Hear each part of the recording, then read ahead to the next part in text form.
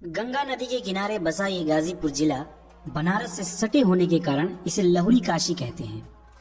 यहाँ के युवा भारतीय सेना में बढ़ चढ़कर भागीदारी लेते हैं और अपने शौर्य का परचम लहराते हैं, इसलिए इसे वीरों की धरती भी कहते हैं। पाकिस्तानी सेना के छक्के छुड़ाने वाले वीर अब्दुल हमीद यहीं के रहने वाले थे। सच्चे प्यार के लिए कुर्बान है गाजीपुर, यारों के लिए यार है गाजीपुर, दुश्मनों के लिए तूफान है गाजीपुर, इसलिए तो लोग कहते हैं बाप रे खतरनाक है गाजीपुर। यहाँ के लोग और लोगों की बकैती शब्द में बतावल बहुत मुश्किल बा। एशिया का सबसे बड़ा गांव गहमर इसी जिले का हिस्सा है, जिसके बारे में कहा जाता है कि यहाँ के हर एक घर से कम एक लोग सेना में तैनात हैं। एशिया की सबसे बड़ी अफीम फैक्ट्री भी गाजीपुर जिले में ही है। लॉर्ड कर्नवालिस के मरने के पश्चात उनका मकबरा भी यहीं पे बनवाया गया था। तो आइए गाजीपुर को और विस्तार से जानते हैं। 3300 वर्ग किलोमीटर में फैले इस जिले में 7 तहसील हैं: गाजीपुर, मोहम्मदाबाद, कासिमाबाद, सैदपुर, जमानिया, जखनिया, सेवराई। इस जिले की जनसंख्या लगभग 36 लाख है, जिसमें 18 लाख पुरुष और तकरीबन 17 लाख महिलाएं हैं। गाजीपुर के लोगों ने शिक्षा के महत्व को बहुत समझा और जिसके बदौलत इसकी शैक्षणिक दर 85% है। इस जिले की मुख्यतः आबादी हिंदू और मुस्लिम की है, जिसमें 72% हिंदू और 27% मुसलमान बड़े प्रेम भाव से रहते हैं। पूरब में बलिया और बिहार, पश्चिम में जौनपुर वाराणसी, उत्तर में मऊ और दक्षिण में चंदौली की सीमाओं से जुड़ा है गाजीपुर। हिंदी और भोजपुरी भाषा का समागम यहाँ की बोलचाल की भाषा को मिठास और अकड़ दोनों देता है। आइए गाजीपुर के इतिहास के जानल जाओ। वैदिक काल में गाजीपुर घने वनों से ढका हुआ था तथा उस समय यहाँ कई संतों के आश्रम भी थे। उस समय इसका नाम गांधीपुर था। इस स्थान का संबंध रामायण से भी है। कहा जाता है कि महर्षि परशुराम के पिता जमदग्नि यहाँ रहते थे। मुगल काल में गाजीपुर की स्थापना तुगलक वंश के शासन काल के सैयद मसूद गाजी ने 1330 में की थी। ऐतिहासिक दस्तावेजों के मुताबिक गाजीपुर पृथ्वीराज चौहान के वंशज राजा मानधाता का गढ़ था। राजा मानधाता दिल्ली सुल्तान की अधीनता को अस्वीकार कर स्वतंत्र रूप से शासन कर रहे थे। दिल्ली के तुगलक वंश के सुल्तान को इस बात की सूचना दी गई, जिसके बाद मोहम्मद बिन तुगलक के सिपाही सैयद मसूद अल हुसैनी ने सेना की टुकड़ी के साथ राजा मानधाता के गढ़ पर हमला कर दिया। इस युद्ध में राजा मानधाता की पराजय हुई।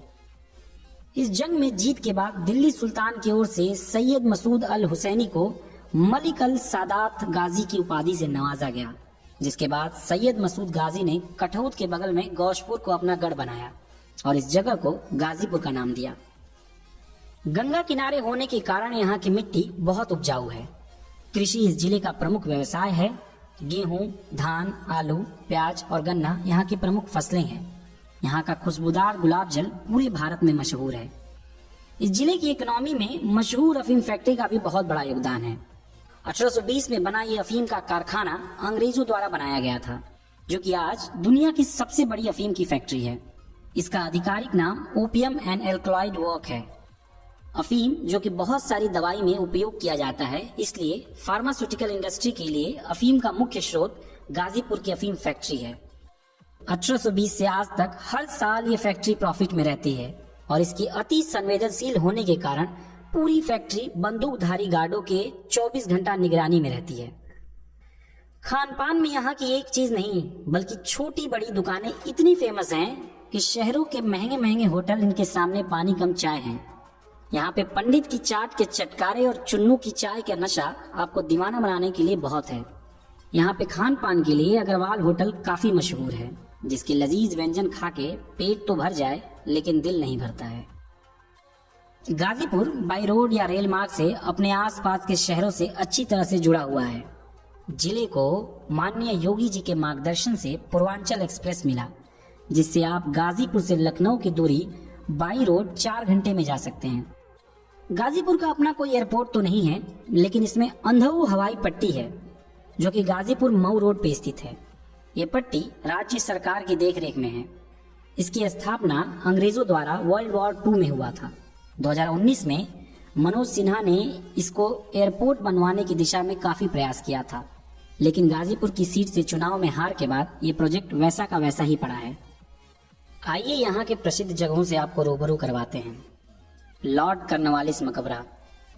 गुलाम भारत में अपने प्रशासनिक सुधार के लिए प्रसिद्ध गवर्नर जनरल लॉर्ड कॉर्नवालिस जाते जाते गाजीपुर को अपने देह सौंप गए। नगर के गोरा बाजार में उनका भव्य मकबरा जनपद का सबसे प्रमुख पर्यटक स्थल है। अपनी अद्भुत कलाकृति के लिए मशहूर इस मकबरे को देखने के लिए विदेशी सैलानी भी आते हैं। लॉर्ड कॉर्नवालिस की मृत्यु 5 अक्टूबर 1805 को गाजीपुर के गौसपुर गांव के पास 66 वर्ष की उम्र में हो गई। मौत के बाद उनको नगर के पास स्थित गोरा बाजार में दफना दिया गया। उस स्थान पर शानदार मकबरा बनाया गया है और 10 बीघे के क्षेत्रफल में बड़ा पार्क भी बनाया गया है। धामुपुर गांव। आप सोचेंगे कि कोई किसी जिले के गांव को क्यों देखने जाएगा, तो आपको बता दें कि ये वही गांव है जहां पे परमवीर चक्र विजेता वीर अब्दुल हमीद ने जन्म लिया था, जिनका पूरा नाम वीर अब्दुल हमीद मसौदी था। वीर अब्दुल हमीद 1965 के भारत पाक युद्ध के दौरान खेमकरण सेक्टर के असल उत्ताड़ में लड़े गए युद्ध में अद्भुत वीरता का प्रदर्शन करते हुए वीर गति को प्राप्त की, जिसके लिए उन्हें मरणोपरांत भारत का सर्वोच्च सेना पुरस्कार परमवीर चक्र मिला। शहीद होने से पहले अब्दुल हमीद मसौदी ने मात्र अपनी गन माउंटेड जीप से उस समय सबसे खतरनाक और अजेय समझे जाने वाले पाकिस्तान के 8 पेंटन टैंकों को नष्ट किया था। 1984 में बना यह मंदिर आदि शक्ति मां भवानी दुर्गा माता को समर्पित है।